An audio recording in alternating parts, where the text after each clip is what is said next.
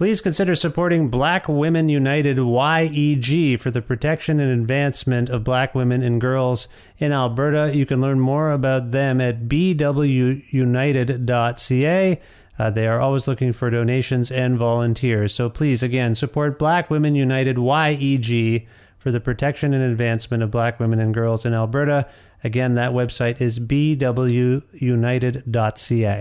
Hey, this is Nicole calling from Hamilton, and I needed to let everyone know that I really proudly support Vish and Creative Control. I have for many years, I will for many more, as long as he keeps delivering these amazing interview podcasts. When you hear one of Vish's interviews, you think he's known this guest for years, they're good friends, but the truth is he approaches every interview, whether it's sort of up-and-coming indie artists or established icons or like famous, intimidating comedians with a really deep, genuine curiosity, so he's never met this person, and the same really warm candor, as though he's known them forever. I think it really lends to a great chat, no matter who he's talking to, and for that reason, I think you should throw Vish, $1 a month? He's got jokes. The jokes make it worth it. Support Creative Control on Patreon. To make your flexible monthly donation to Creative Control, please visit patreon.com/Creative Control today.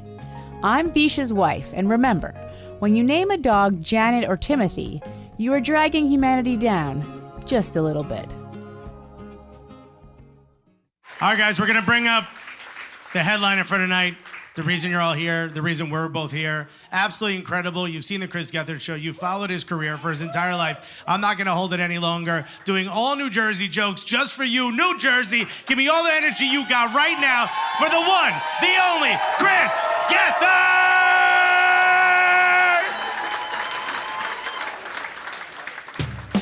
12 inches per foot, 2 points or more. Why don't we make it easy?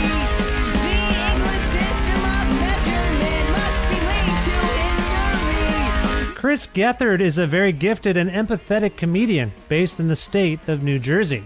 Well known as the host of his excellent, groundbreaking, anarchy-infused talk show, The Chris Gethard Show, and for his incredibly moving, Judd Apatow-produced HBO stand-up special, Career Suicide, Gethard currently hosts the compelling confessional call-in podcast, Beautiful Anonymous, which features him in phone conversation with strangers on the topic of their choosing, with the caveat that he cannot hang up on them no matter what.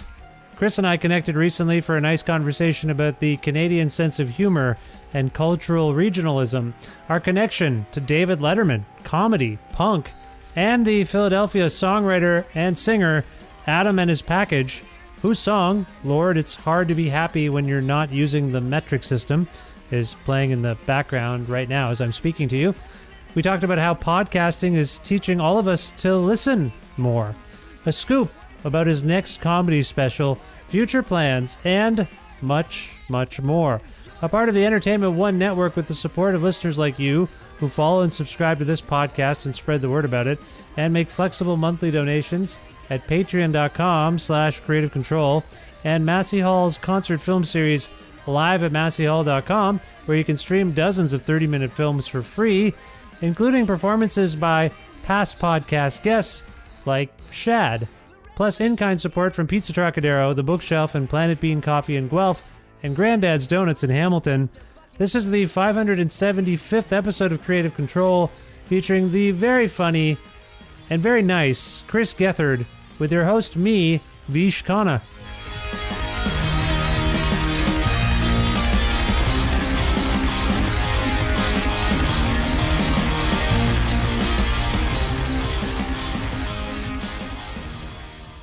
Hi, Chris. How's it going? It's really good. It's really good. It's a rainy day here in New Jersey, and I enjoy a good rainy day, so I'm in a happy place. That's nice. Rain is good. I'm fine too. Thanks for asking. I don't know what's going on with my I was going American. Yeah, I don't know. I have asked a few American guests lately, hey, how's it going? And they say I'm fine, and I say, oh, okay. I tend to meander to get places. I don't know if you ever listen to my podcast. There's a reason it's an hour long. I'm sort of unable to get to anything of substance if we move quicker than that. So I apologize. Well, No, it's fine. It's fine. I moved from Ontario to Alberta, so I think I'm 2 hours behind you. I just fed my family some breakfast, just woken up. I'm feeling okay. I feel it in my face. Like my face isn't quite awake. Do you know what I mean? Sure. I mean, I didn't notice that in your face. Oh, thank you. I'll say something on my end, which is that you're calling out my American lack of politeness, which I think is fair. But can I say, because Canada's actually been so kind to me. I have a little bit of a love affair with Canada as a comedian, both the history of it and my experiences there. But I also have found that the legendary Canadian politeness, when you spend enough time in Canada, you do start to sense the underside of that. How I was once on an Air Canada flight, and in my overhead compartment, I had left my headphones.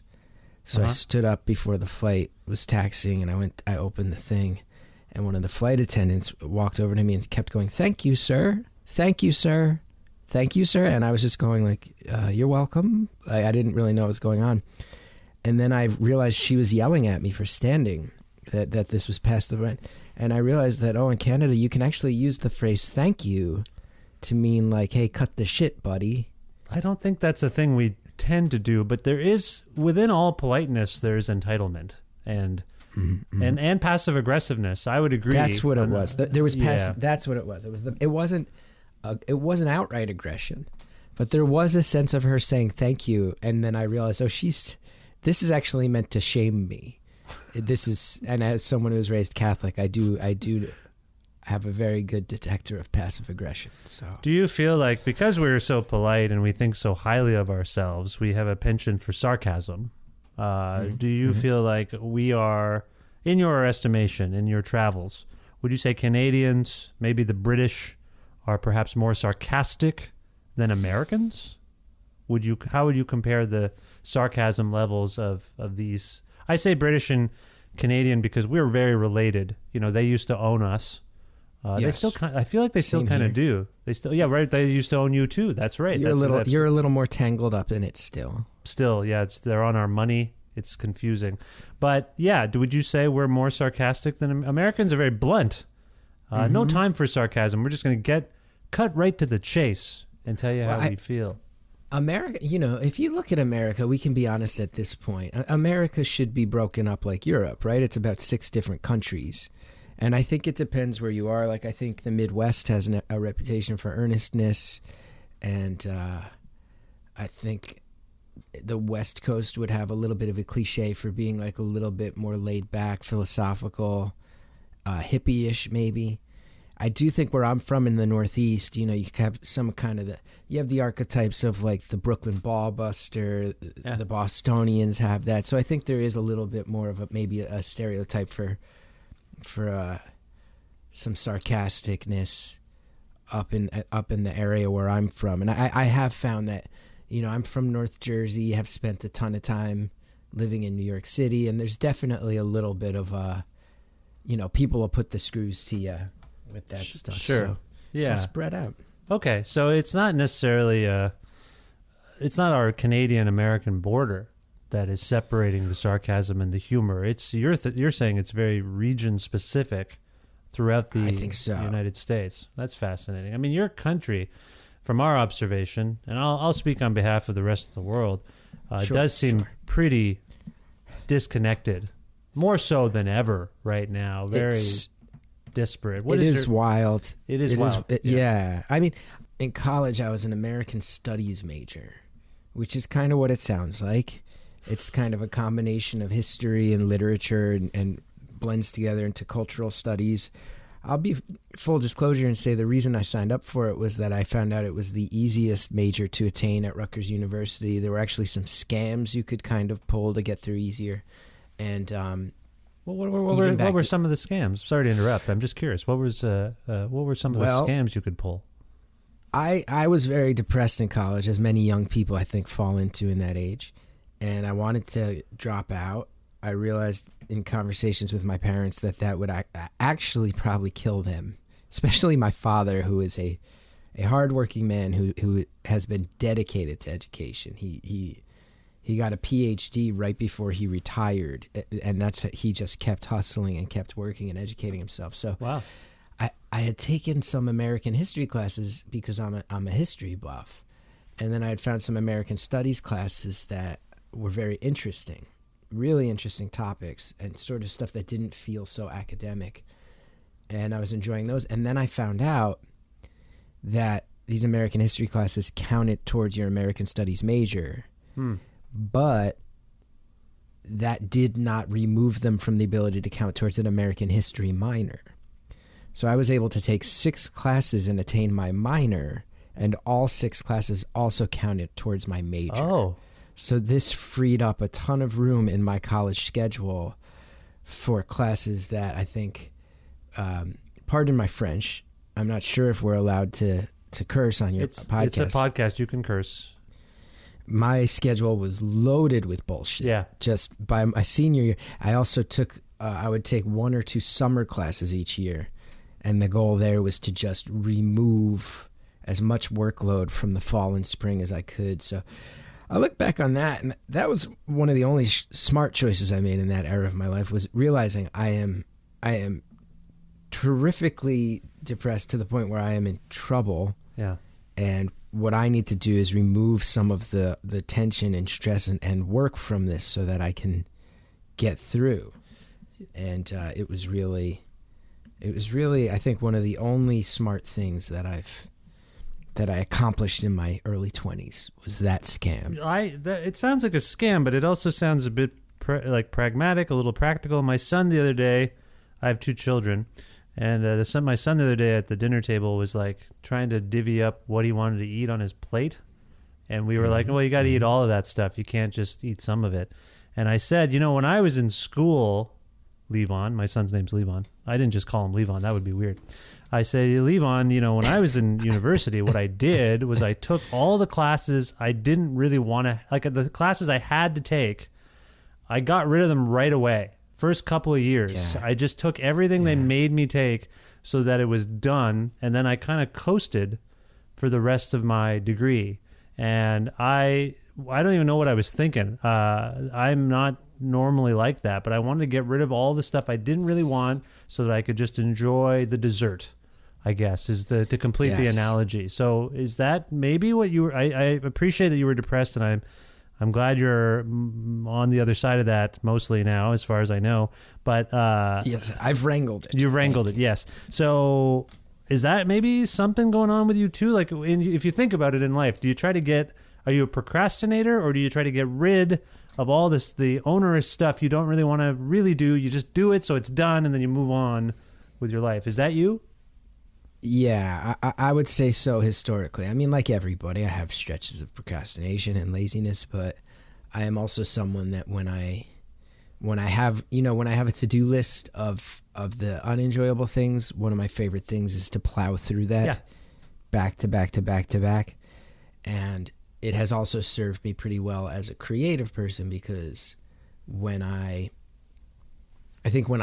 decide I want to do something, historically, I get very stubborn, and for a mild-mannered guy, I think internally I will just decide, no, I'm going to make a thing happen, and if it takes years to make it happen, I will.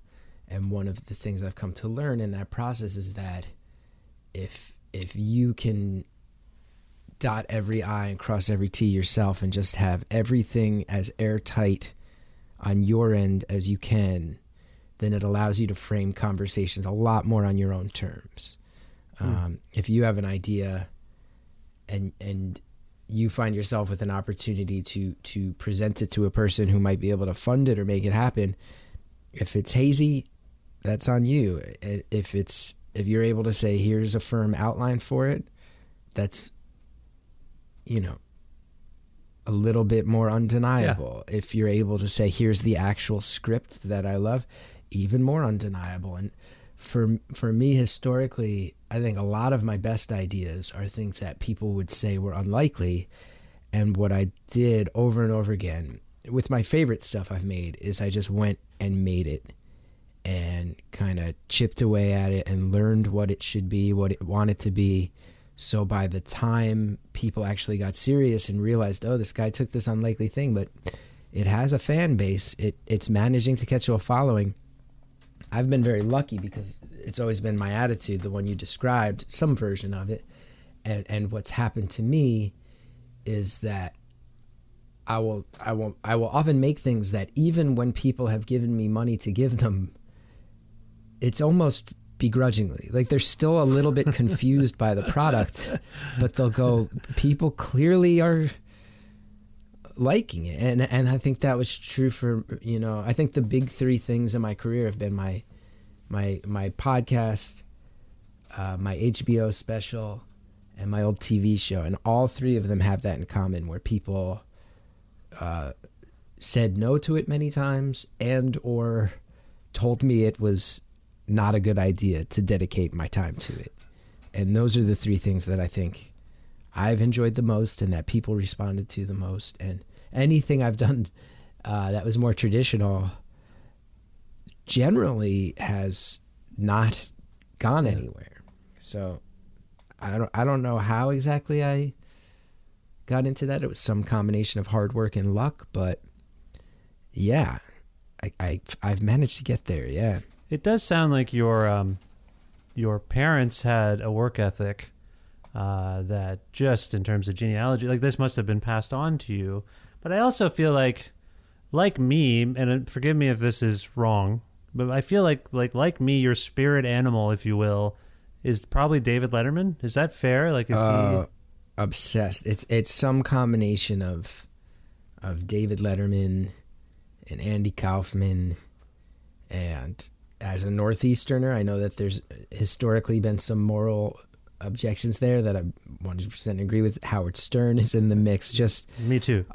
A lot of people who did some version of comedy that very intentionally stepped outside of what had been happening up until that point in history.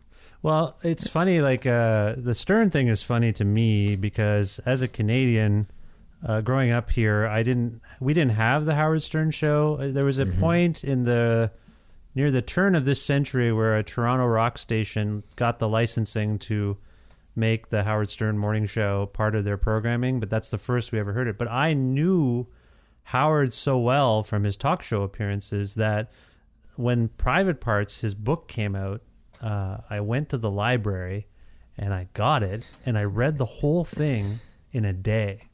I will always remember that. Did you read that book? I read the book. Not only did I see the movie, but I have such a strange memory from my childhood of being at my friend Jeremy's house. Also with, I believe it was my friend Sam. And the movie theater in our town was playing Private Parts, and we were, I think, in 8th or 9th grade. And obviously our parents were not going to let us go see Private Parts.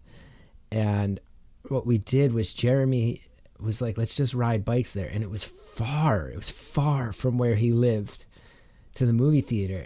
And we said, do you have 3 bikes? And he said, no, I have one regular bike and a tandem bike. So I actually I rode a tandem bike as an 8th grader to go see. That's how much I needed to see Howard Stern's movie, that knowing this is dangerous to cross major roads in my town on a tandem bike. I'd never rode a tandem bike before. And also really knew from the very start, well, if anyone from school sees me, if someone happens to be driving by with their mom and dad, I will be mocked forever for riding. It was a bright yellow tandem bike. And we didn't even have a lock for it. We just left it leaning up against the movie theater wall, but we had to see that movie. Had to. So you said danger there. And my attraction to Letterman, Stern, SNL at one point, Punk, danger, a little bit of a challenge to these suits that you were alluding to, who gave you money but don't understand why the thing you make or want to make is resonating. And I find that disconnect always very interesting in culture. It always seems to exist. There are these benefactors or at least money people, and they say, I don't get it. You just do it, I guess. Or they say, you can't do that. I give you the money. And they get kind of that creative oversight impulse, which then people like Letterman and Howard Stern and the punks I love mock openly. So all of that is within you a little bit. Like when I think of your talk show, which was wonderful, I loved your talk show. I tried to watch it as much as I could, and the anarchy of it appealed to me. And I was like, oh, this fellow and I are aligned. Like I feel like I felt like I knew where you were coming from. But that push within you, or rather that impulse within you to push people, and obviously you wouldn't be able to succeed if you didn't have fans, and that was the thing that turned these money people on to working with you. But what's going on there in terms of your impulse to go towards the danger, not take the safe route and do something that would please those people so they keep giving you the money? Like almost everything you've done, maybe the money part might be in danger. Well, it's really funny because you brought up punk, and also I want to thank you for your kind words. And I want to say one thing that pleased me to no end is when our show was on public access television and started to spread, I'll never forget, we started getting calls from Manhattan, people watching on public access, and then it was like, oh, people from New Jersey and Connecticut are calling, they're finding on the internet.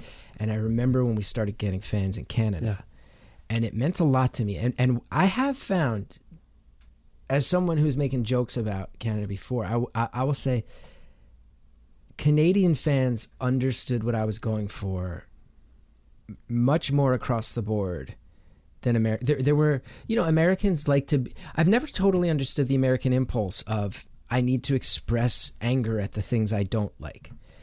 There's a lot of options. Be nice about the things you do like. And Americans would let me know. People either loved it and a lot of people hated on it. But Canadian fans, I've realized they got the Gethard show. The place where career suicide really caught momentum was at JFL in Toronto. Oh, yeah. The Comedy Bar in Montreal has been so kind to me. And I don't know if it's just maybe that Canadians are a little classier about, well, we'll express like for the things we like and we don't need to just spit vitriol at the things we don't. But I realized, Canadian comedy fans have had my back. So I thank you for expressing that. And it was a warm feeling thing for me. And as to your question about, balancing that money and stuff, you brought up punk, which was huge for me. And then even some of your past guests, like I saw Cool Keith was someone you interviewed. Yeah. He was someone who I loved. And even within the world of punk, there were some bands that were just so strange that I loved. There was a band called Servotron in the 90s who dressed up as robots. There was a guy from Philly who I think a lot of people have heard of, named Adam and His Package. Adam and His Package played my house in Guelph. There you go. And in like 1998 or 99. And then I saw him in Philly when I was road managing a band 20 years ago this month, actually. We went on tour. And it's a bit of a big deal for my friends and I because we had never done that. A small Canadian band, 3-week tour of the States, and we met Sufjan Stevens, and I jammed with Ryan Adams, which I know not good. That's now. Wild. Like a lot of we found Big Pink, were the band, and Bob Dylan. Yeah, we just it was an adventure. It was like it was really, really fun. But yeah, Adam did not remember the house in Guelph, but he, for those who don't know, it's one of my favorite things ever. Adam from Adam and His Package had a song called "Sting Cannot Possibly Be the Same Guy Who Was in the Police," and that is one of my favorite things of all time. And if I remember right, one of even the funniest things about that is, if I remember right, it's an instrumental. Yeah, that's right. Right? I know. So he doesn't even explain it lyrically. He had a lot of songs that very bluntly explained why he thought the metric system was better than the one we use in America. Songs about why he didn't understand why hockey goalies didn't all weigh a thousand, why you didn't just get the most morbidly obese people to be a goalie because they take up the most of the goal. I think his most famous song is Punk Rock Academy, a song about all the punks and underdogs and weirdos should team up and form their own high school. And then one of my favorite lines is we will appoint a token jock and we will kick his token ass. There will never ever be a physical education class. Now, point being, it's not a coincidence that in answering your question about my relationship between creativity that trends strange and kind of having to just throw Hail Mary passes and hope money comes from them, my answer immediately goes to music instead of comedy. because I didn't throw the house show, but I saw Adam at a house show. I remember seeing Adam at a VFW hall. One of the things I'm most proud of with the Chris Gethard show is, a lot of the fans when we went to cable, they said the show lost a lot of its heart. They're not wrong. But the thing that I think they don't understand is, A, there's a few things I'm really proud of. There were about 70 people who worked on the show full time. That swelled to over 100 on show days with the part-time gigs. I was supporting a micro economy of people who, so many of them were getting their first jobs. There were all these think pieces about how there were almost no female writers in talk show writers' rooms and no female presence on the air. And I would sit there and just bite my tongue because my show had multiple female co-hosts and female writers. There was a writer on our show who, before we ever worked together, he was in danger of being deported from the States. I wrote a letter saying, I am someone who's in a position to hire people from time to time. And if I ever have a chance to hire this person, I will. I did. The second job ever was with me.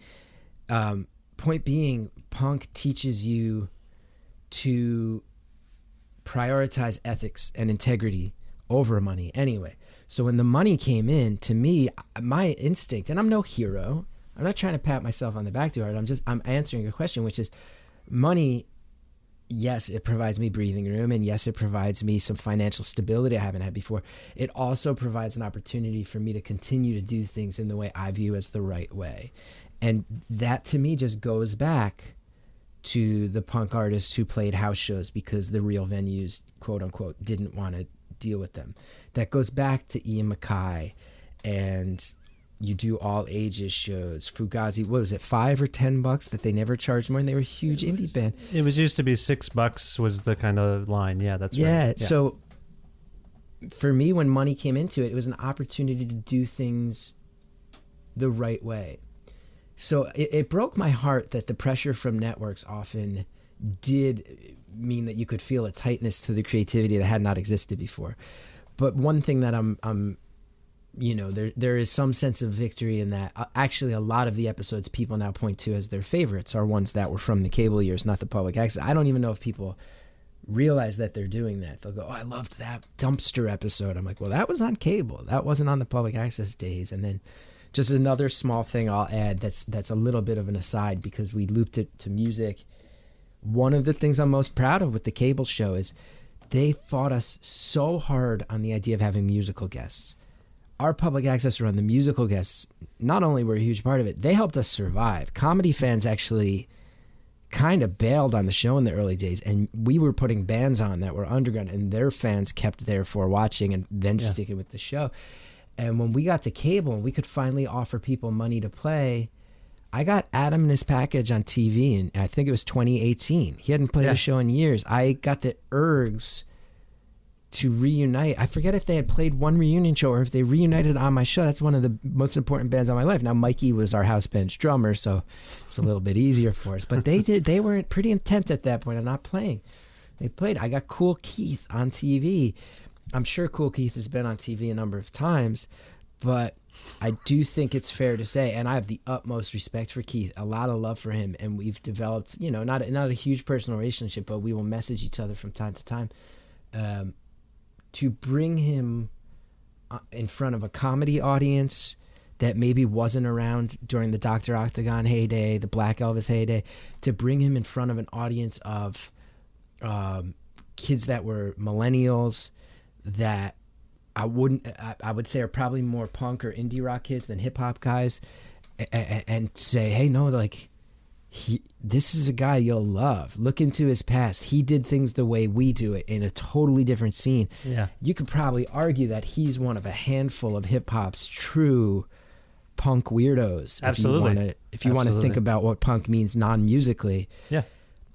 Made me really proud to go, hey, like I saw you interviewed Mets. We put them on our show, and they don't need our help. But that ability to link up with those people. We had Tommy Stinson play with Bash and Pop. Like, I was able to. He was on my show too. He was on my show too, Tommy Stinson. It's awesome. So you and I think we have a similar mentality though, of like, your heroes kind of teach you the right way to do things, and then when you get a chance to go back and repay that favor, A, to them by honoring them, and B, by trying to shout to the hills as loud as they did, I realized pretty early on in the Gethard show of like, this show's never going to be perfect. A lot more misses than hits, but that allowed us to get to some hits that blew people's minds. But I did right away think about, I'm like, well, there's a lot of young people that watch this, high school kids, college kids, and one of the best things I can do is shout to the hills about, don't back down on your own creative impulses. Do not let people tell you no. It might fall on its face, but go make it. It has a right to exist. And I realized at a certain point, once Career Suicide got no attention anywhere, I'm like, that's the closest thing I'll ever make that might get nominated for an Emmy. It's never going to happen for me. So now the best I can do is pray that some kid who was 15 when they were watching my show, they get an Emmy speech someday, and maybe they'll go. There was also this public access show that I liked. Thank you to those guys. That's the best I can do, is hope that the next generation does it way better than I did. And that, like, that's punk rock. Yeah, that's what punk does for you. You do it for each other. Yeah, as I get older, I start to see that about the work that I do. It's that ideally it's going to inspire people to do it better than I'm doing it, which isn't that hard. But there are a lot of younger people that like, how do you do this? Like, how is it that you're able to do this? And I say, this is just the way I've been wired for many years. So I keep going. And we had so sorry to interrupt. And I'm talking too much, but this topic has me so excited. But I'm like, I look at people, I don't know your age, but I get the sense we're probably, if you were seeing hosting Adam and his package shows, we're in the same age range. I'll be 43 in December. On December 15th, if you want to send me something. But yeah, that's when I'll be 43. Please pass along your address. I just turned 40, so yeah. Happy birthday. I bet. Thanks. Yeah. I mean, it was in May. It was 6 months ago, but thank you. Yeah. And, but I'm just thinking as you say that about we're both saying these younger kids ask, how do you do it? And then what they don't know is we had fanzines. Yeah. We had handmade magazines. Yeah. We had 7 inches that literally never went into stores. You could only buy them from the artist. The artist would play a show, walk over to a table, sell you the thing. And that was the only place you were going to get it. And now with SoundCloud and Bandcamp and everything, it's they don't need that anymore. And they've never seen a fanzine. So it's the spirit of those things that shows up in the stuff people like you and I are still making, that hopefully, I'm progressively understanding less of the internet, but I'm but they're figuring out how this technology I don't understand embraces what I had. And they might not even know that that's what was in the DNA that I was trying to be the bridge to. Yeah. So, sorry, I'm yelling and screaming. No. Don't apologize. It's a conversation. You're allowed to talk. Why wouldn't you be allowed to talk? As soon as you said you hosted an Adam and his Package house show, I was like, okay, we think the same way on certain things. He played Guelph, I think, a couple of times, and we had him through. Yeah, I want to home in on your perspective on the psychology of change, because you said a few things that resonated with me. One, as Fugazi got bigger and bigger and more popular, nothing changed about how they fundamentally did things. Ian, in particular, has a penchant for consistency that I value. $6, doesn't matter. We used to play, Fugazi also played Guelph before my time, but one of their first Canadian shows was in this tiny little space, because a friend of mine, Aaron Riches, wrote or called Ian on the phone and said, hey, if you ever want to bring your band. And he came. And as that band got bigger and bigger, nothing changed about the way they did things. All that stuff was external to them. And you said something about how your fan base will say, I miss the heart and soul of the public access show. I preferred that to the cable show. That's a change thing. You also said Americans versus Canadians. Americans tend to rage at being challenged, whereas Canadians seem to be more accepting. Are we getting at a thing of comfort in your own skin? Comfort, just like we last. What's going on is we're speaking with the Black Lives Matter movement and also people's reactions to this pandemic. All I'm seeing is pain, and the hatred and rage is all pain of change, or regarding resistance to change, and the thing that is everything's different. people are different. And that's what I'm seeing as a holistic sort of perspective on what's happening to all of us right now. What do you make of that? I'm sorry, that was a bit of a tangential... No, it's a question I think about a lot on a personal level and a cultural level. Because people rejected Bernie Sanders, and I thought that was... I'm sorry to talk about American stuff with you, but you're American. But people reject consistency, like the resistance of consistency as some sort of challenge to liberty or freedom is where I'm coming from here a little bit. Because to me... Yeah. If a guy has voted sort of the same way for 40 or 50 years, isn't that more reliable than a flip-flopping person or someone who's like, well, I liked Chris's show when it was on public access, but then when he had a little bit more of a budget or what have you, it started to look a little better, then I started to reject it. Like, we both probably come from punk orthodoxy too, which I'm happy kind of melted away because I was always into everything. Like, I was very open-eared, and I would, when as a drummer, I would try to... The Tribe Called Quest record or the DJ Shadow record had just as much of an influence on me in a punk rock band than the punk rock bands I was seeing. So anyway, sorry, I don't mean to go off here. You've ran... No, I mean, you get... That's Jawbreaker, right? You're not punk, and I'm telling everyone. It was this purity, this holier-than-thou stuff that I think still infects... It's really actually come to be more prominent in politics than music these days. Like... My wife, who is much more of a punk than I am, who's been in bands and toured, she has pointed out to me there was this real era of here's exactly what punk is, and if it sounds different at all. And now I feel like you see like Laura Stevenson and Waxahachie and Mitski. Though to me, there's a lot of performers who, in those cases, are female singing ballads. Songs that are longer than 5 minutes, songs that include elements of folk and I would say like even, you know, jazz, where you're like that. When we were young, that would never be considered punk, and they're considered some of the most punk people on earth right now. It's a beautiful thing. I haven't really spoken publicly about American politics too much. I think part of it is because my biggest platform right now is the Beautiful Anonymous podcast. Yeah. And almost 100,000 people listen to it each week. And there's times where I have said, enough is enough. I have to. Black Lives Matter. I go really nuts after every time there's like a mass shooting because you immediately notice the partisanship comes in. And as someone who's had the problems I have, you track these shootings in America. And so quickly after many of them, you will read people going in news. And we found out this person was on Prozac. We found out that, and it's like, oh, don't demonize the fact that they've been, you know, who's one of the saddest people right now then is that person's shrink. That's one of, because that person now understands that person, that this shooter went over a tipping point of mental instability that they couldn't halt. And then you look into it, and very often, if you do a deep enough search, this dialogue about mental health being at the root of school shootings comes out on press releases where when you read the names of the people putting them out, it's very clearly they are gun rights it's the NRA. So these are the things I do go nuts about, but I find that a lot of my listeners on Beautiful Anonymous will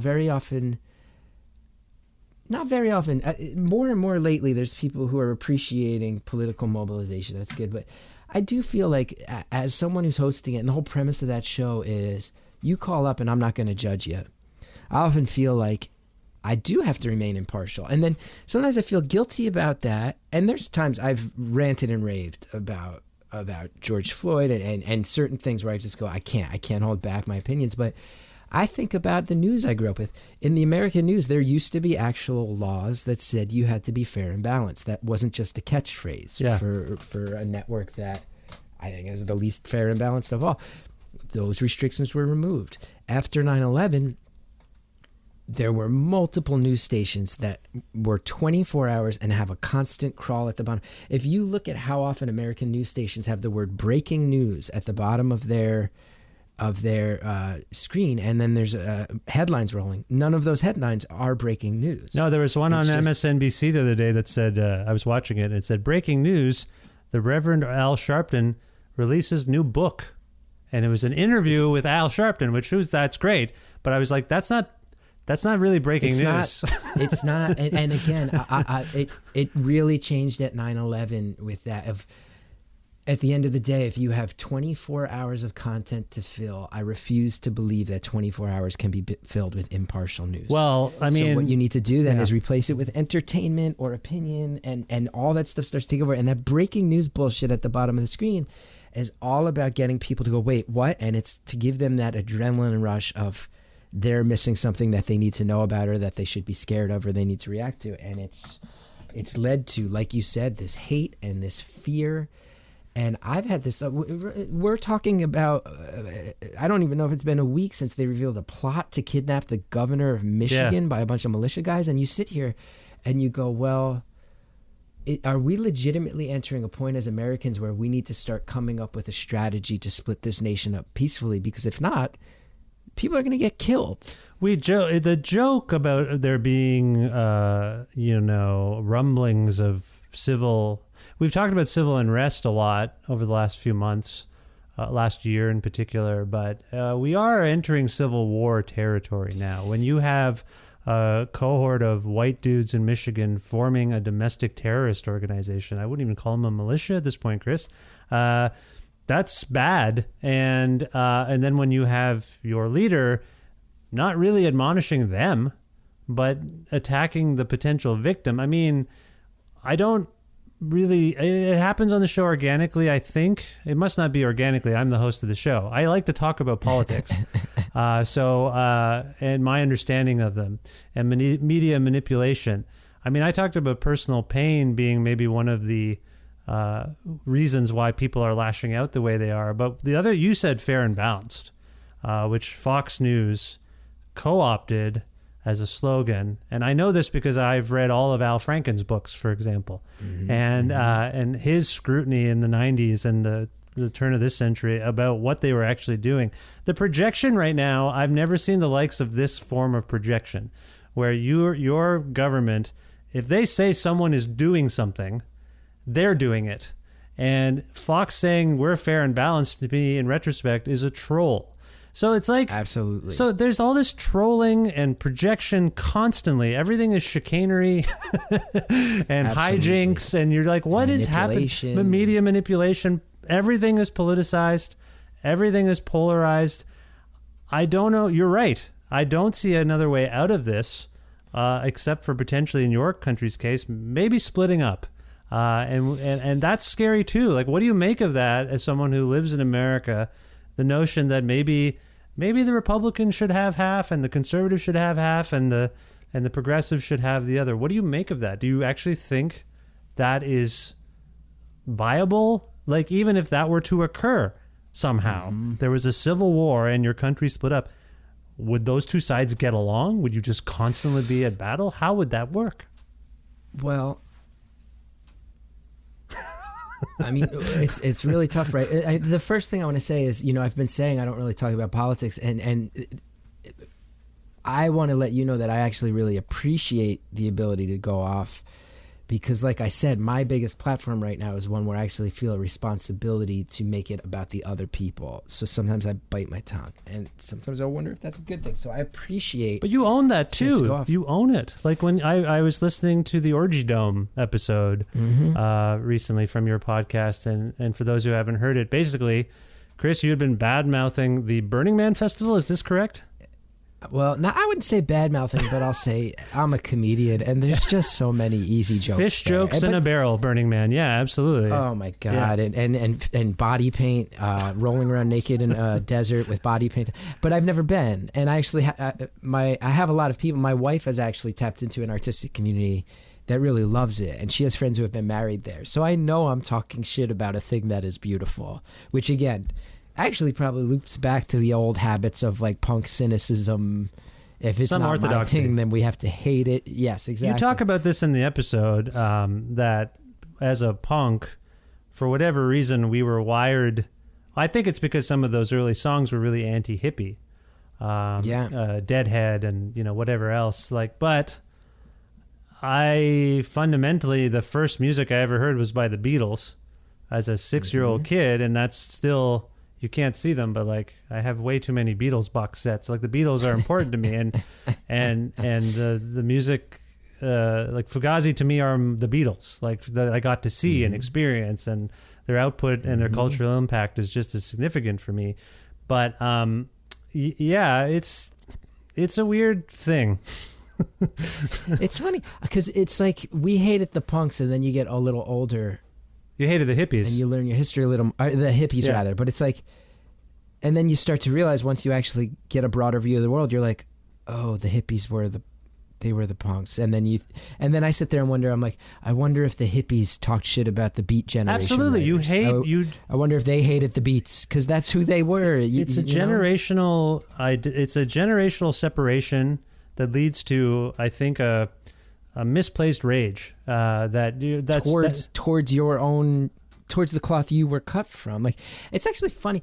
It goes back to when we were saying like a lot of the fans of the Gethard show started to express this like, I wouldn't say venom, but just sort of this like bileless build, like some bile about the new iterations, and then it got popular. Really, when you think about it, it got popular, and the people who kept it, who thought it was their little secret, got a little upset. Like that. Like Jawbreaker. I knew how Jawbreaker felt all of a sudden. But my wife said to me, she put it best on this topic. She goes, who was your favorite band when you were 14 years old? And I go, Less Than Jake. And she goes, and what were you saying about Less Than Jake when you were 25 years old? And I go, I was making fun of ska. And they would come up and I'd make fun of them. And she goes, and now you're turning 40. How do you feel about Less Than Jake? I go, the songs are really fun, and I'm surprised how many of the words I still know. And they'll come up randomly sometimes, or I'll put them on sometimes. And I feel the excitement of what it was like to be young. Yeah. They played my friend's backyard on their first tour they ever did in New Jersey. And to feel like I'm excited to learn about something new. So and they're a perfect band. They got bigger. They became, they went from being underground to people would probably say they were mall punk, but it's like, no, now they're still going, and they have a ton of respect for anyway. I think our brains have this negative bias where we can't control it, but you end up projecting hate towards the thing you actually love or are aligned with, and it's an identity thing. You're like you hate it's a hero's journey there. You got to reject the past, right? Well, Less Than Jake is a part of your identity that you're trying to move past. So you say, instead of saying I hate myself, which is good, you say Less Than Jake is an avatar of my past, which I want to separate myself from. So I hate Less Than Jake. It's kind of like the Republican Party's whole thing is the Clintons got away with everything. What bastards. Yeah. They got away with everything, and now their whole thing is like, let's see what we can get away with. Those guys got away with it. Yeah. It's really weird. And there's just a lot of like, I kind of want to, you probably wanted to be in Less Than Jake is what I'm getting at, frankly. And today I must admit that I still would. And we had them on my TV show. All the bands I loved when I was in my teens and 20s, I went after it. And There's some to it. There is. Yeah. And you'd been asking the political questions, and it is this. It does kind of remind me of there's a lot of change in America right now, and a lot of rejecting the past, and then a lot of people who are so protective of their past. And you brought up the Clintons, and it's to me it's like it's so obvious they're not participating in a child sex ring. Yeah. But I also know that a lot of my parents' generation, who were proud Democrats, who were so proud of the 60s and their participation in it, really felt heartbroken that he got a blowjob in the White House and lied about it. And they're allowed to feel that way. And there's a lot of, I grew up Catholic. Catholics were proud Democrats. But as the Democrats move further and further left, they do feel like, they feel like abortion is killing a baby. They feel it. Now, do I feel it? No. Do I see how abortion ties into the overall agency of women and the ability for women to, like, Planned Parenthood to me is also saving women from breast cancer and making sure all aspects of women's health are accounted for. Yeah, but we forget that there's no level anymore at which people want to sit down at a table and go, can I find a way to bitterly swallow your hard truth if you're willing to bitterly swallow my hard truth? And, you know, we are legitimately, you and I are legitimately going, well, I wonder if America's going to separate someday peacefully or if we're going to have a war. It's not a like joke. I think, scary question. It's totally feasible. At the very least, people are going to get killed. And not only that kid in Wisconsin crossed state lines, killed somebody on the streets, and people actually said, no, he's a hero. Let's raise money for him. That's you're approaching a territory where if that keeps building, at the very least, you will have terrorist groups of all extremist inclinations killing each other.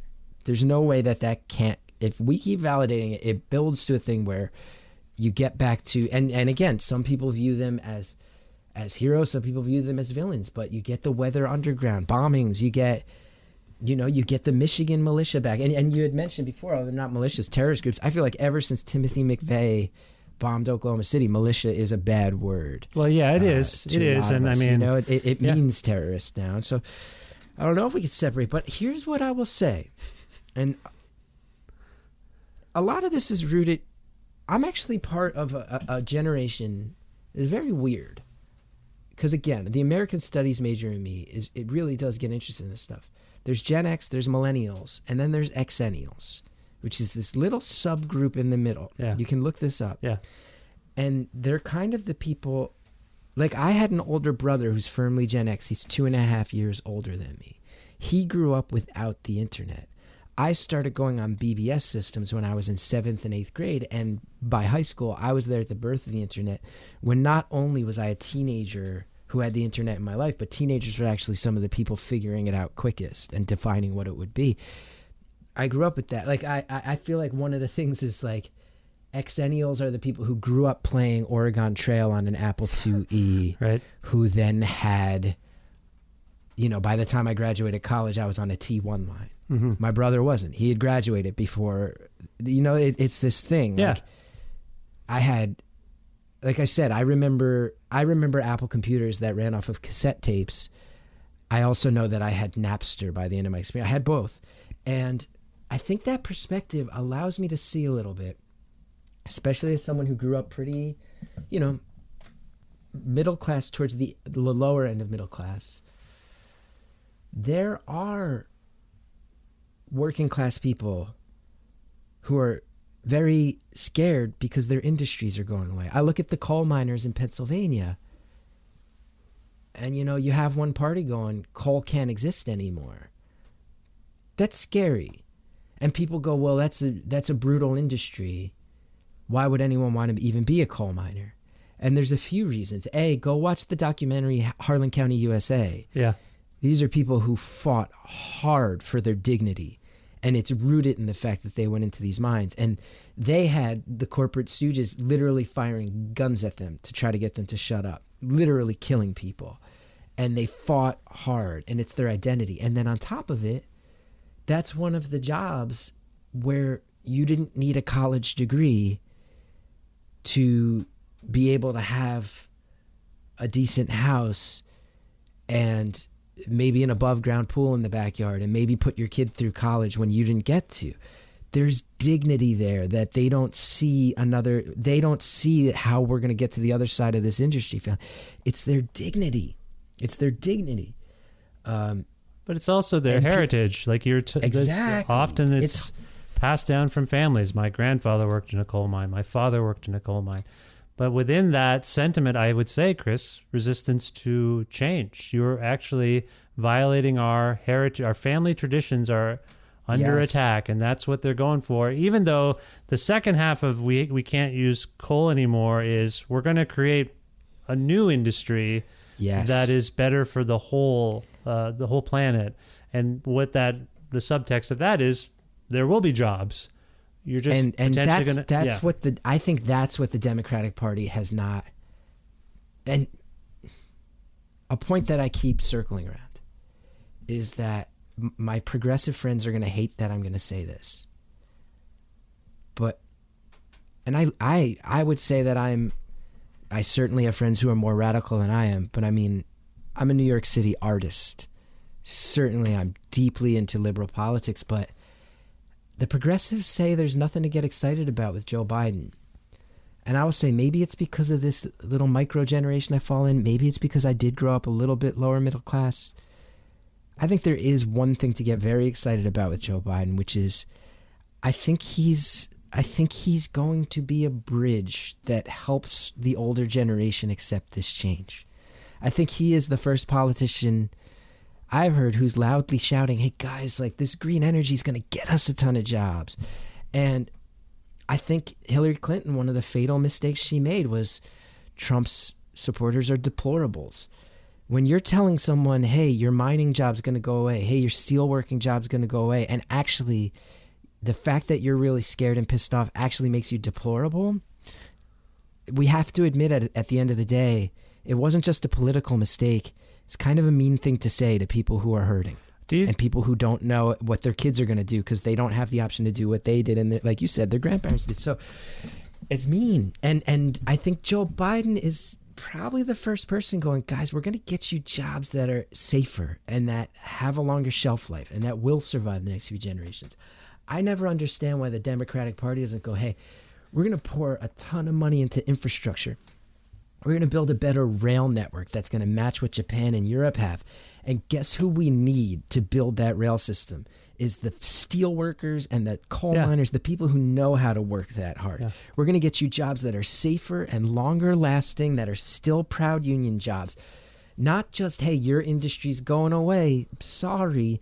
Why not? Your industry's going away and there's new industries that have more potential for future generations of your family, that are safer for you health-wise, and that you can still hold your head up high. One guy who is rumored to run for president who opted not to, who, if you read up on him, I'm actually a very big fan of his, is an Ohio senator named Sherrod Brown. I know Sherrod Brown, yeah. Hugely respected in the progressive community, but he keeps winning statewide elections in Ohio, which is hard for a Democrat to do. And the big motto he has kind of coined and built himself on is the dignity of work. Yeah. So many people right now are, like you've been saying since the start, scared and resistant to change. And I think at the root of that in America is there are people who define themselves by dying industries. There are people who find a lot of dignity in where their parents and their grandparents came from. And if you take that away and you don't find a way to impress upon them that there will be massive efforts made and money poured into programs and new industries that will allow you to still hold your head up high, the options aren't you're a steel worker or you're a greeter at Walmart. Not that that's something that people shouldn't feel dignity in, but that I think the working class views as an unacceptable option that doesn't allow them the same pride that their parents had in fighting for those jobs. Like I said, something that maybe people don't realize in modern day times or from outside America, look into what union workers went through. Yeah. To be who they are and have what they have. It makes sense to me that their fear has made them flee from a party that used to protect their unions to a party that's now saying your jobs are being stolen by immigrants. No, they're not necessarily. Some of them, you look it up, actually, there's a great This American Life piece about chicken processing plants in the South. Yeah. It is a thing that's an issue, but most of these jobs, I don't think they're being stolen by immigrants. I think it's just unrealistic for jobs that kill the environment to exist anymore when we have other means of energy. So again, I like that thank you for allowing me to go off on it because I don't ever get to, and I'm actually a pretty smart guy who thinks about it hard. The working class fled the Democrats because the Democrats didn't let them know they still had their back. Yeah. And the Republican option said, hey, we're going to let you be pissed and place the blame on other people, not on yourselves. It's not rocket science that they went that way. Yeah, and it's a successful strategy. And I just want to say I thank you for expressing yourself. And I know. So we haven't really talked about your podcast too much. You mentioned the internet and the advent of the internet. You know, you were talking about how your brother didn't have it the way you had it.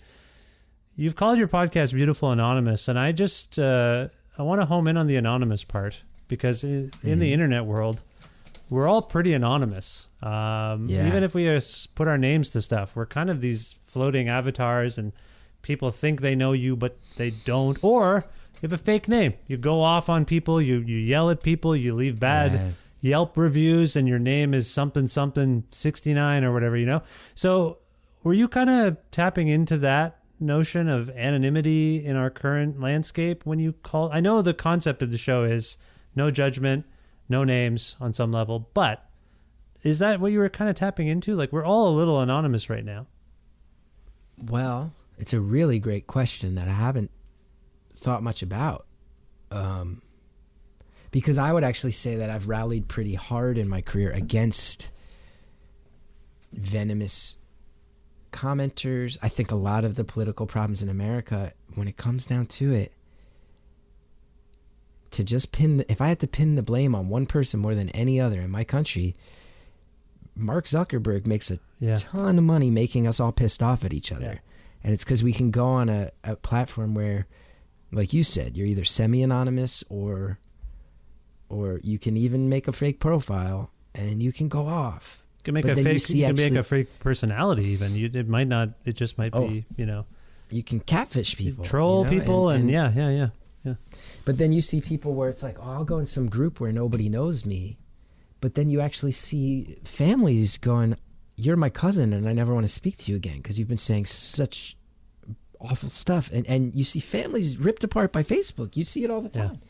People go, I'm never going to speak to my aunt or uncle again because they're saying horrific things about, you know, Elizabeth Warren. You know, I just read my uncle say the most brutally inappropriate stuff about AOC. It's like, well, this culture encourages us to just go to the extremes. Lash out.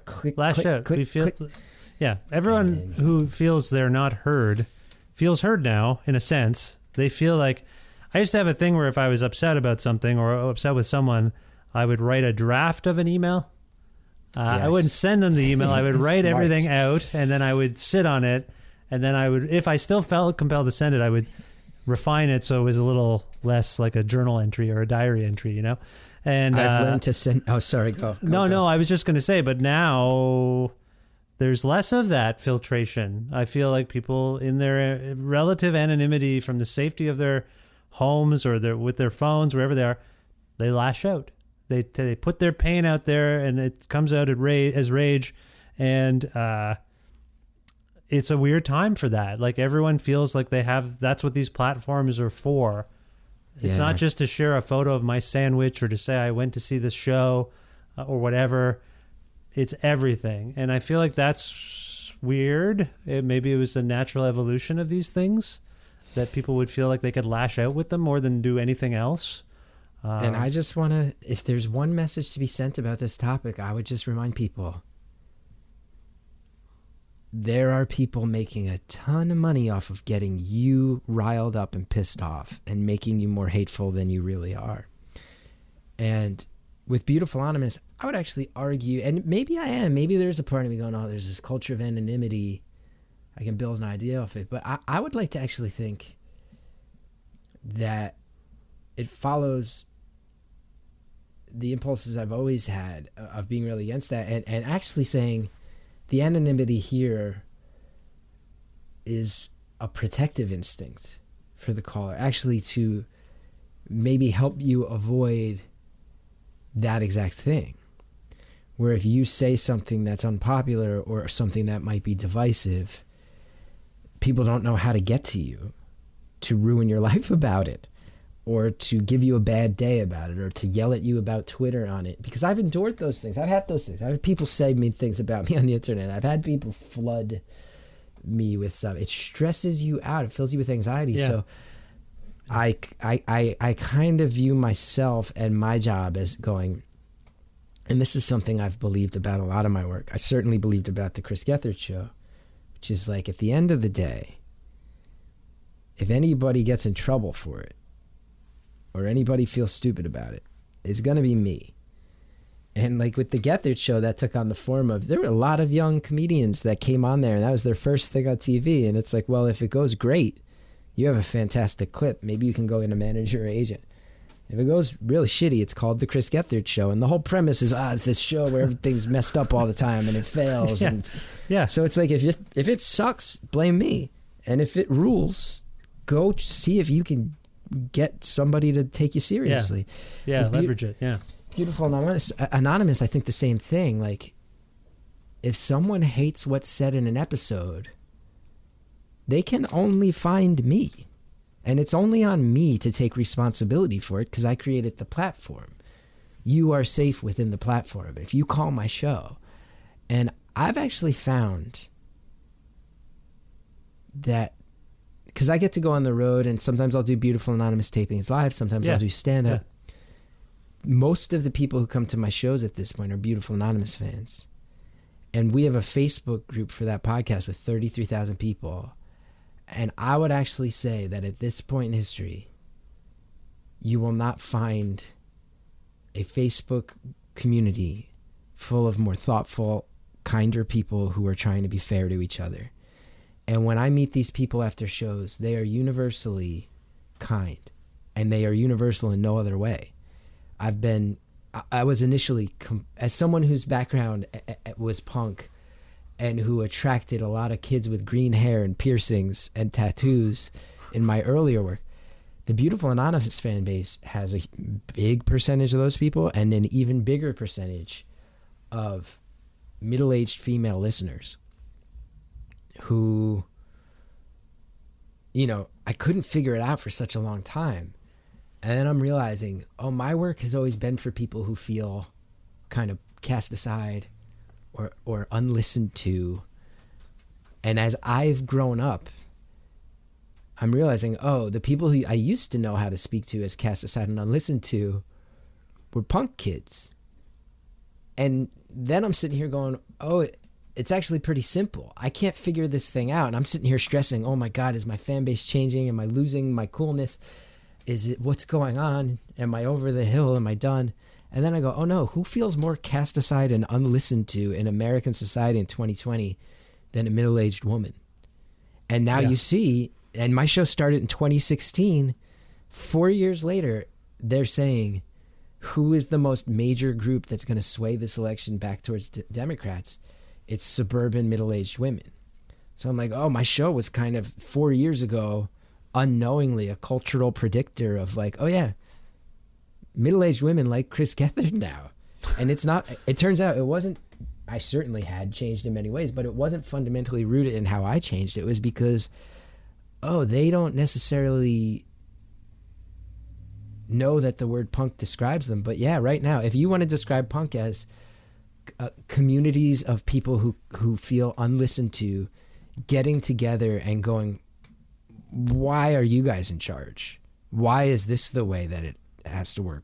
Actually, we're going to just go ahead and say, nope, that's going to change and we're going to force it through. That's middle-aged women in America right now. I got older and lamer, and then they got way more punk, and we met in the middle in a way that's actually pretty fucking cool. And I think that anonymity is an effort to say, if you, because the things people call me about are oftentimes so nuts. And it's like, hey, if you want to go out and get out to the world that you've hung out in an orgy dome at Burning Man, cool. Nobody, if you work an office job, nobody needs to know your name on that. If you want to tell, we had a caller in the early days who told me about how she divorced her husband after he was arrested for hoarding child pornography, and she never knew it. Right. Yeah, that's something you might not want to attach your name to, but it might be something you want to process. And so many of the callers to my show, I think, understand that on some level. Like, that caller probably helped a lot of people. There's a lot of people who probably went, my spouse did something real creepy that I just found out about. Well, it seems to me that this is this creative platform that you've created here seems like a nice culmination of everything we've been talking about, from Letterman, Stern, and punk, this underlying giving voice to the voiceless. I know that might seem weird to say now about Letterman and Stern, who are aligned with corporate entities with lots of money. But what resonated Letterman in particular, you're dead on the money. Well, Look at that's his guests. the booking. The booking on that show and the booking on your show was kind of similar. The people you're not going to hear about outside of the fringes, I'm going to give a platform to. And so when you say when we invoke the phrase anonymous, on some level, a lot of those guests on your show and on those people's shows in the early days in particular were anonymous. They weren't well known. They were making stuff and they weren't being heard. And now that you are taking calls from strangers, we're at a point where we all agree strangers are very interesting. They're perhaps more fascinating than celebrities or people who have all the resources to speak. And that's kind of what punk was to me too. Like we're opening our ears. We're not going to just pay attention to what we're told to pay attention to. Everyone has a voice and they're all important in their own way. And I feel like on some level, your podcast kind of speaks to this impulse within you and this moment in our kind of cultural trajectory where like you not only is it important for you to be heard, you can be. Does that make sense? I think it's kind of, for a lot of people, vital that you find a way to be heard. I think there's so many people who haven't. And then what you realize is what I hope America starts to realize is that just because you haven't been heard doesn't mean that you shouldn't also listen. Yeah. Because the other people who are on the other side of the fence from you probably have at their core instinct of feeling they're not being heard either. And maybe, as has happened time and time again through human history, we have a lot more in common in the idea that we've never been heard. And the people who are the ones actually that we should all be mad at are the people who manage to make $13 billion a day when 1 million people a month are filing for unemployment. And maybe they have a vested interest in all of us being on the other side of the fence, which goes political again. But yeah, well, I do think that the podcast boom that we're all kind of a part of, I like to view it as a new age of listening, because I know that in the early days of me being a broadcaster or a journalist, and I apologize if I've done this too often during our conversation, but in the earliest times of my trying to do this stuff, there would be a lot more interjection. A lot more, well, I have a thing to say. So kind of waiting to talk as opposed to listening. And what I've found over, for me now, almost 600 episodes of this particular show, is that the thing I'm the proudest of is that I'm trying to be a better listener. Like I have no notes or questions anymore because I don't want to lose the moment. I just want to, whatever the person's, that's what I want. I want to be able to listen and not be taken out of the moment. So all I'm saying is, there must be something to the fact that this thing we do as podcasters or as radio hosts, interviewing people, I hope is instilling people with better listening habits. Like there are people like us who do what we do that are still evolving and maybe aren't the best listeners. But I would hope that the shows that are rising to the top demonstrate that listening is more important than talking. Does that make sense? It does. Absolutely.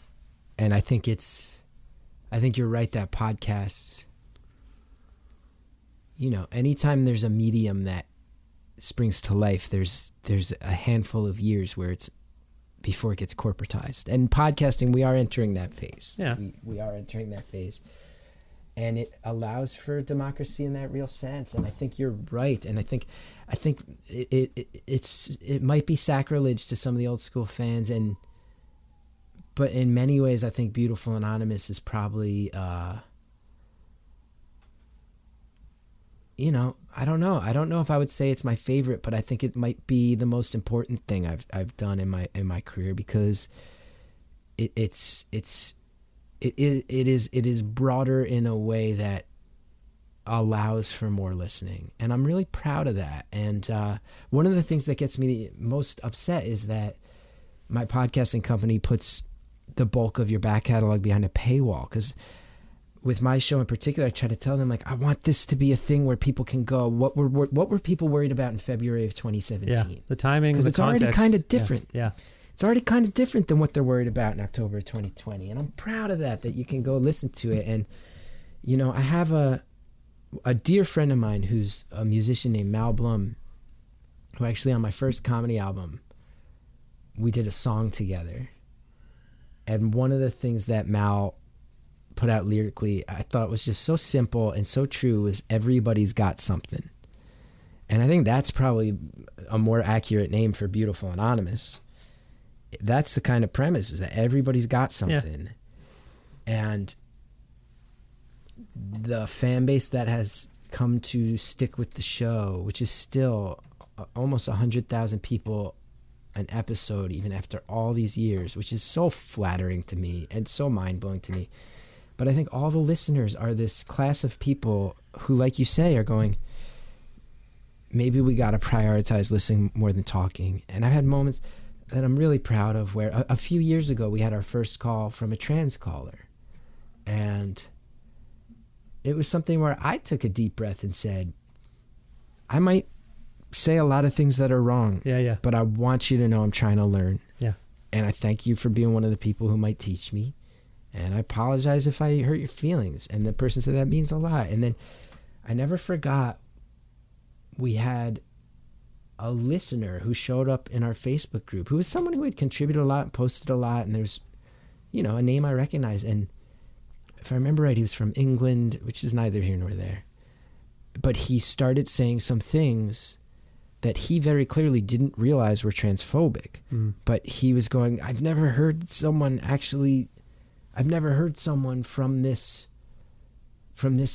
you know, background actually say this, and this thing's confusing to me, and that thing doesn't make sense to me. And not only was I proud that we kind of shook up his view of that conversation, I was exponentially more proud that a lot of the people in the Facebook group who had a lot more experience even than I did stepped in and didn't lash out, didn't shame him, and instead took a breath and said, okay, when you say this, here's why it hurts people. When you express a sentiment like this, here's how it makes people feel scared. When you say this, here's how historically it's the type of thing that gets said that's made people feel like they need to completely hide in the shadows because they feel unsafe. And it was a dialogue that I looked at, and I honestly was reading it going, it churned up fear in me. It churned up real confusion in this guy, and it churned up a real need for some people in the group to feel like they had to step in and explain.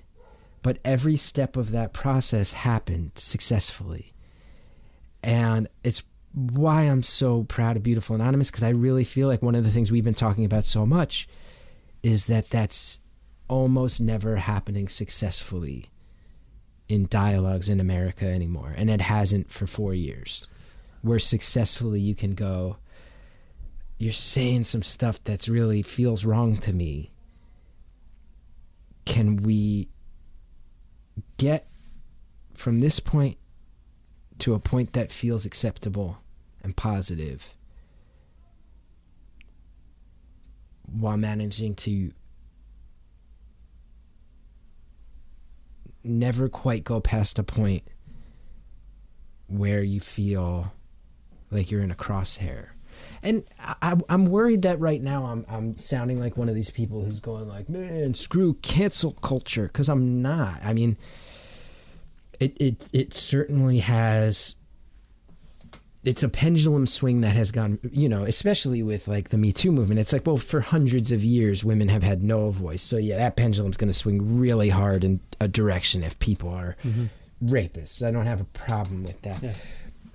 I'm not trying to sound like I'm using that phrase, but what I am saying is that I hope that that pendulum, as it stops swinging so far from one end to the other, does land in a place where you can go,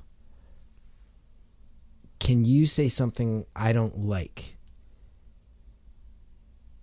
But maybe we can say it while we're breaking bread together at a table.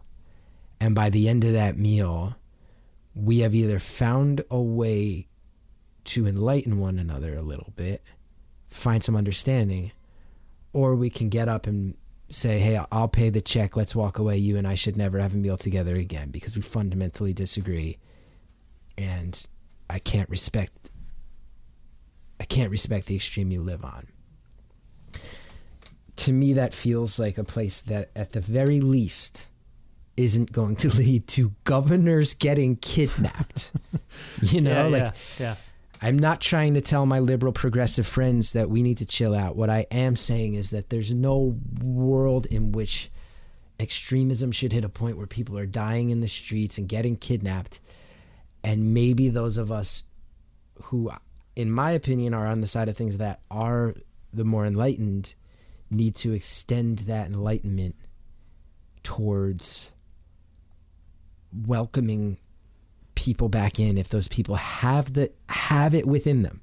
The people who don't, the punk rocker in me is very happy to say, fuck off. Like, Yeah. Bob Mould just put out that song, you're either one of us or one of them. If you're one of them, never talk to me again. Absolutely. But is there a chance you're not one of them? Is there a chance that I can be the person who talks to you and makes you realize maybe some of the fear, some of that anger can go? Maybe we do have a little bit in common. Maybe that middle ground is there. Maybe you're not one of them. Well, if you're not one of them, welcome back. Yeah. And if you are one of them, stay out of my life. But I do think that there is an opportunity for people to find, right? And it's one of the things I think about with Beautiful Anonymous. I get callers who call up and say stuff I really don't like. Well, is there a way for me, one of the only two rules of the show, you stay anonymous and I can't hang up the phone. So it's like, you're not going to be judged. And I also have to sit here and deal with it for an hour. Yeah. So is this hour going to be screaming and yelling? It's unlistenable and it's unenjoyable conversationally. Yeah. By the end, can I figure out a way to tell you why I really don't like what you're saying? Get it on record? Maybe have you consider it? And maybe then if I really think I'm the enlightened one, you might go, you know what, there's parts of this I'm seeing where you're right. And maybe on my days when I have, when my ego gets out of the way, maybe me going, okay, I don't like what you're saying. I don't like how you're living, but I do see the pain that got you there. Yeah. Okay. At that point, we're giving each other something. And I just kind of desperately look for any medium that promotes that right now. And again, even though he's not an exciting dude, even though he is someone who seems like he, can't finish a sentence, I will say I find myself genuinely excited when Biden says, I used to be able to sit down with Republican senators. Why can't we anymore? I used to be able to go to that weird congressional gym and get on a treadmill next to John McCain, and we hated each other's policies, but we were able to sit down. We were able to work out with each other and talk. Yeah. I think that is an exciting thing. And I feel bad that a lot of my progressive friends are going to roll their eyes at that if they hear me say this, but it's exciting to me, the idea of dialogue. It really is. And Beautiful Anonymous, that's all it is. It's a podcast that's just straight up is dialogue. It's an unedited phone call. That's all it is. So, well, I don't know. You've homed in on Beautiful Anonymous as one of your proudest achievements, but as a fan of yours, and I'm sure the sentiment is shared, I mean, I think your penchant for being a conversation starter, whether it's career suicide or your stand-up, it's just really appreciated, Chris, and it's to be commended. And so I thank you for the work you do and have done, and I hope I gather based on how it's resonating, you recognize that other people find it significant as well. To wrap up, I'm curious if you can talk about what's going on for you. What's coming up next? You've got your podcast. I saw, miraculously, you've been doing some live shows, traveling a little bit here and there, which is amazing to see in this time that you're able to do Feels that. good. All outdoor. All outdoor. Yeah. All safe distance, and it feels cathartic for everyone there, myself most of all. Yeah. So what else is going on? What are you working on?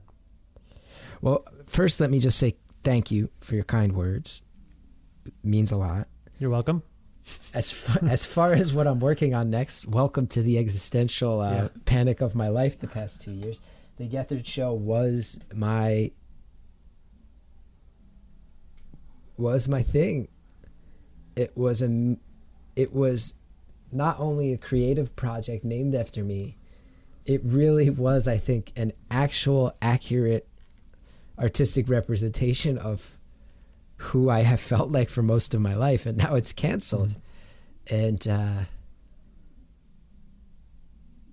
I was always really good about, like, all right, I'm working on the Gethard Show, and then I'm quietly working on a book, and then I'm working on this one-man show about my depression, and then I'm going to start this podcast, and I have the least idea of what's next, and that's been terrifying, and at times has led to a lot of angst and fear, especially as someone who had my first child 18 months ago. Oh, that's right. Congratulations. Thanks. And congrats on your 2 kids. Yeah, How they're old are good. they? They're 9 and 5, almost 6. Yeah, Levon and Ramona. Yeah, they're good. We're doing virtual school, and we just moved to a new place in January. We moved from Ontario to Alberta, so the isolation had already begun, and then everything started. So they did go to school for a while, for a few months, from January to March. And so they were at birthday parties, and they made fast friends, and it was all going well. That's good. Yeah, but now we're all stuck in our house for the most part. And Edmonton per capita is doing, where I live, it's almost as bad as Toronto, which has, like, I don't know, 10 times the population or something. I'm just going off the top of my head. So yeah, it's weird times. The infection rate is high, and we're pretty isolated here. But as I say, we were kind of in training prior to March because it was so cold here as well. But no, they're good. My wife we're good. We're doing all right. Yeah. Thanks for asking. Good. Yeah. Of course. Yeah. That's all tense and stressful. I will say I'm slightly jealous to hear that you landed in Alberta, historically the home of some of the best pro wrestling. That's on right. planet Earth. Not too far from the Hart family. It's true. Yeah. Yeah. Look at that. The dungeon. Stu Hart used to stretch him out up there. That's man. right. Chris Jericho got to start up there. Bad News Brown, Dynamite Kid, a lot of great It stuff. does feel like a wrestling place, I will say. When I go to the grocery store and people giving me the side eye about having my mask and my mitts, they're toughen up, buddy. Like, I can't. Although that also could be racism. I always forget that I'm a person of color and that the stares they could be both. I'm not sure. They probably are both right now. But yeah, no, it's an interesting place. Have you ever been? Have you ever been to Alberta? I have not been to Alberta. I've been to the places that American comedians go: Montreal, Toronto, Vancouver, and the surrounding areas. So You would love. It's funny, though, there's an arts and comedy and music festival in Calgary called Sled Island. I try to get booked. You on should that. try to do that. The first year I've only attended once. It was 2012, and I ostensibly came to see the band Hot Snakes play one of their first shows. Mm-hmm. But like the comedy programming was like Tim Heidecker and Greg Turkington and Natasha Leggero and so they bring some of the weirdos up. Todd Barry. Yeah, like it was really fun, and I wasn't expecting it. They played this tiny little place. So yeah, you should totally, if it ever comes back, Sled Island. It's a funny name, but you would love it. It's often curated. That year, Archers of Loaf played and Thurston Moore played, and I met Lou Barlow for the first time. I think that was the first time, and then we became friends. And yeah, so it's cool. It's not a bad place. Sounds like a place I should be. Absolutely. Sorry to interject there. No worries. As far as what's next, I've been very nervous about it. I have a kid. I moved to the suburbs. I've had to just find ways to take a deep breath and realize nobody's as cool at 40 as they were at 28, 29 when I started the Gethard Show. That there's younger comedians now getting the press I used to get, and that's not only okay but exciting. and that they probably have a lot more to say now than I do, and that when the Gethard show was around, it had a reputation for feeling very progressive and exciting, and it was me and 3 other white dudes who wrote all the public access things. Cable, I mentioned, I'm very proud that I exploded that. So that there's stuff that needs to be said now by other people, and I don't really have the knowledge or right to say it. So all that's been hard. But I tell you, just in the past couple months, I went and did a thing that I think you'd actually be really into, where I turned 40 this year, and I started comedy when I was 20. And I took cameras on the road with me, and I played 10 different cities, 10 different small venues, and made like a stand-up special. But that in my mind, I want it to be a lot more specifically like a documentary. I loved as a kid Another State of Mind. If you ever saw that one, yeah. Youth Brigade and Social Distortion. Minor Threat shows up. I watched that tape about 150 times in high school. I was like, I want to make my version of that. And some of it was DIY spaces. Some of it was small independent theaters. Only a few like promoter-based gigs in there. And I just found out on Friday, I just had a phone call with someone who's actually into distributing it. And I self-funded the whole thing, which was a big risk having my kid was 5 months old when I decided to commit way too much money to it. But I just wanted to bet on myself again for the first time in a couple of years. So that's going to be coming out, and I'm really excited. Nice. That's great. Yeah. And then I've been thinking more and more about, and it's a word that I think everybody's going to roll their eyes at because everybody's making them now, especially during the pandemic when we can't go on the road. But we were talking about how podcasting was this kind of Wild West, and it is starting to corporatize a little bit. But one platform that I've actually come to really think has good intentions, and I'll research that more, is Patreon. Yeah. As far as letting artists define who they want to be and what they want to do. So I don't know if it'll even wind up on a Patreon, but I'm like, if I had one, what would it be? Oh, I'd do this idea and that idea and this and that idea. And I'm happy to say that for the first time since the cancellation of the Gethard show, because Career Suicide was done. Beautiful Anonymous pre-existed the death of the Gethard show. For the first time in a couple of years, I'm feeling myself going, oh, I'm excited about potential ideas again right now. So this special will be coming out at some point next year. I haven't spoken about that publicly anywhere. You got the scoop, man. Thank you. I appreciate that. That's good to know. Does it have a name? I think it's going to be called Half My Life. It's called the Half-Life Tour, and I was going to name it that, but I felt like putting tour in the title of a thing is just a little on the nose, and I feel like Half My Life sounds like a title of a thing a little. Maybe that's just OCD. No, I agree. So I think it's going to be called Half My Life, and we played 2 of the venues that we played in it have sadly shut down due to COVID. There's a huge issue right now with independent stages. Oh, in the States, same here. Absolutely, yeah. Yeah, in the States, a lot of the independent venues are teaming up trying to get federal legislation passed. I hope it happens. So I'm proud to show off some venues that were near and dear to me that don't exist anymore, and like have a record of them. And then, yeah, whether it winds up being Patreon or something else, I'm feeling that sort of like healthy version of some manic feelings that are making me want to go out and create some stuff. And I'll tell you what, ties back and loops around a lot of our conversation. And sorry I talk so much. That's fine. As an artist during COVID, I've realized that there are very few silver linings. One of them is that every artist who's been around for a while, there's never going to be an opportunity like this to push the reset button on whatever you want to. We're all off the road for who knows how long. Well, when you go back on the road, there's a lot of things you can decide change. So as I got bigger, my agents started going out and trying to get bigger venues and started trying to go out, get more money. And I allowed that to happen.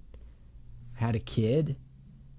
But now I'm sitting here going, what if I never play a show over a certain amount of money? What if when I go to a town, I go, look, I'm going to have a publicly stated policy of, I have a kid, so I need to do gigs, but if I can play an independent space versus I certainly don't ever want to deal with Live Nation and Ticketmaster and all those places as little as possible. So I am also starting to think about kind of the ethics and redefinition I have an opportunity at here, and maybe it's time to sort of intentionally scale some things back to kind of get back to a place that matches a little bit more of what I've always wanted to. Now, obviously, part of that is that I'm 2 years out from the TV show. There's less hype, so it's easy for me to be like, I want to get back to the Ian Mackay side of it, man. Because it's also like, yeah, but you don't have a TV show anymore, so people aren't looking to give you as much money as either. It's easy, but it is a choice where I'm going. Independent stages. Can I play all ages shows? If I can make a little less money for an all ages show in your town, I'll do that. 18 plus is the next best. If it has to be 21 plus, I'll do it if there's no other option.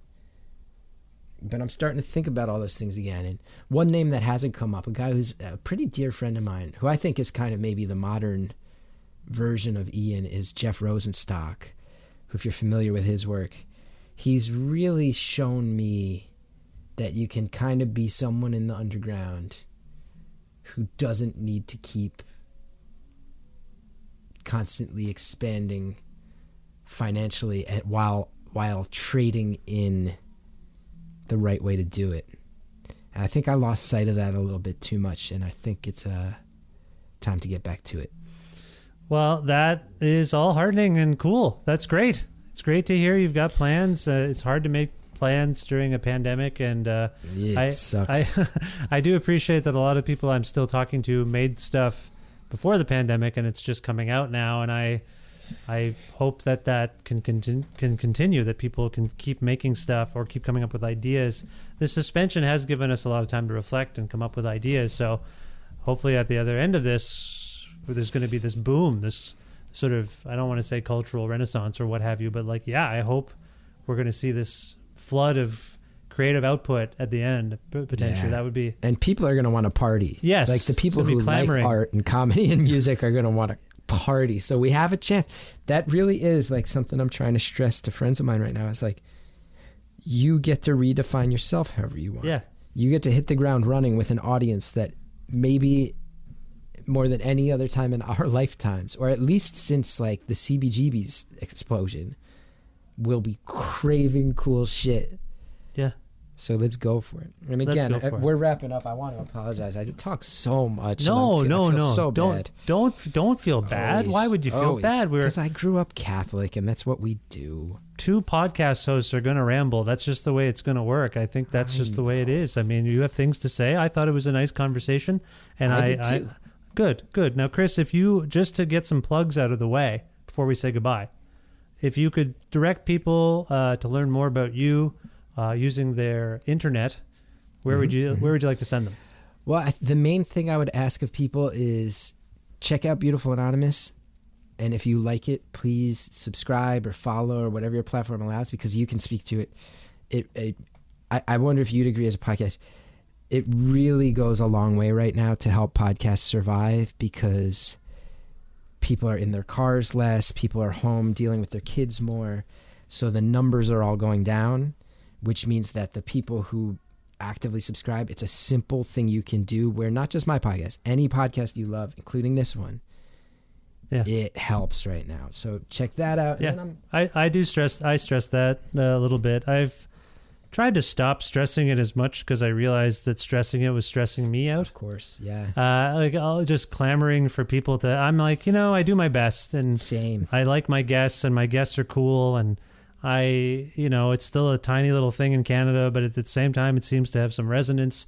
Let it do its thing, but I do say, like, please follow, subscribe. I say those. We all say those things, but we always cast them off. They're always throwaway lines at the end. So on your behalf, I will say, since you are very humble and don't want to shout it to the hilltops, I can just say, if you're a podcast fan, it helps right now, because just by the way people are living, getting less clicks, and that means that the corporate suits and all the gross advertising stuff, all that stuff, the artists just have less leverage. Yeah. So it helps. Yeah. And then I'm on the Instagram and Twitter, and I mentioned Facebook, all those places. I'm out there, and chrisgeth.com. Your website's Yeah, what is your website It's again? chrisgeth.com, Geth. That's where I put up my live dates. I would love to come back to Canada soon. I don't have chrisgethard.com because someone's been cyber squatting on it for 10 years, and I've had a very hilarious series of email exchanges with them. This anonymous person where they will tell me, we will give you this domain for $6,000, and I'll come back and go, my counter offer is $7. And then they'll go, this is ridiculous. And I'll go, well, you have all the supply, but literally I have all the demand. So we got each other by the balls, buddy. And then 18 months later, I'll reach out again and go, I've reconsidered it. I have a new offer. And they'll go, how much? And I'll go, $14. And then they get mad at me again. And so it's chrisgeth.com is the point. I don't have Chris Gethard because some jerk stole it out from under me. Let me not trump you per se, but there's some sort of, in the last year and a half, some sort of TV show has emerged in India, and the lead character, or one of the lead characters, is a woman who is some kind of vixen or villain. I don't know what's going on, but her name is Vish Khanna. Wow. They named her my name, which is like, it's a common name. Vishal Khanna is a common name. It's like Bill Smith in India on some level. But for some reason, this woman, this beautiful, evil woman, is named Vish Khanna. And so every 2 weeks I get Snapchat. Like, I forgot I made a Snapchat. And there's like, someone is logging into your Snapchat in India. And it's like every 2 weeks they think that it's her. Yeah. Or that she's real. And I can't Google myself anymore, which is fine. I don't need to do that. You're better off. It's always this woman, because India is very populous and people like the show. So now I must be getting podcast followers thinking that I'm her. It's great. So say hi to India. You're telling me right now there's like a portion of a nation that I believe has like 1 billion people, close to it? Yes, at least. No, more. More than that. 1 billion We surpassed people. it. They surpassed it, yeah. Who tuned into this thinking maybe they could hear the words of a beautiful temptress villain, who are like, why is this man talking to a white comedian from America about something called Adam in his package? It's so strange. Yeah, it's weird. And so all this to say, like, I had vishkhanna.com. I had all the things, but as TikTok emerged, I should just get it in case I do want to use it. Sometimes I have that mindset. Someone had it, but they used my email. Like, it's all very identity theft confusing, and then I was able to take it over. But people are using Vishkhanna more than they ever have. So to your point, I know what you're going through in a weird way, but luckily I mostly have everything. So I love that. Love it. Chris, this was really fun, and you shouldn't feel self-conscious about talking so much. I'm a huge fan of yours, and I enjoyed this very much, and I hope you did too, and I wish you the best of luck in the future. Thank you for having me. Thanks for your kindness, and thanks for not asking the same 5 questions I usually get. It was really, really enjoyable.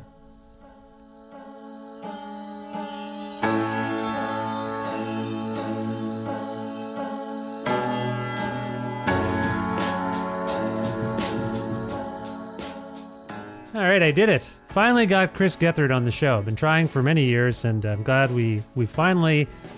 I feel like we made up for all that time with this episode. I hope you enjoyed it. Again, thank you to Chris Gethard for appearing on this, the 575th episode of Creative Control, which is part of the Entertainment One podcast network and is available on all Apple and Google platforms and wherever else you get your podcasts. It's on Spotify, Stitcher, all those things. It's everywhere you want to be. If you can't find an episode you're looking for, or if you want to learn more about me and sign up for my regularly scheduled newsletter, please visit my website, vishkhanna.com, which is spelled exactly how it sounds.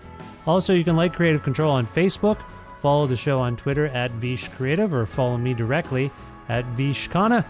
Also, please visit patreon.com/Creative Control to make a flexible monthly donation keep this podcast going. You heard Chris and I talking about Patreon a little bit, or he was. Well, I've had a Patreon for some time. It's a modest affair, but it's very generous for everyone who donates. And if you actually pledge $6 or more a month, you gain access to my archive of interviews, things from my past before this podcast that I still have on tape or recorded digitally, and I dig them up sometimes and I share them.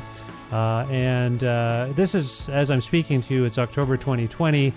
It has been a busy month for the actual podcast, in that instead of 4 episodes. I think there's going to be 9.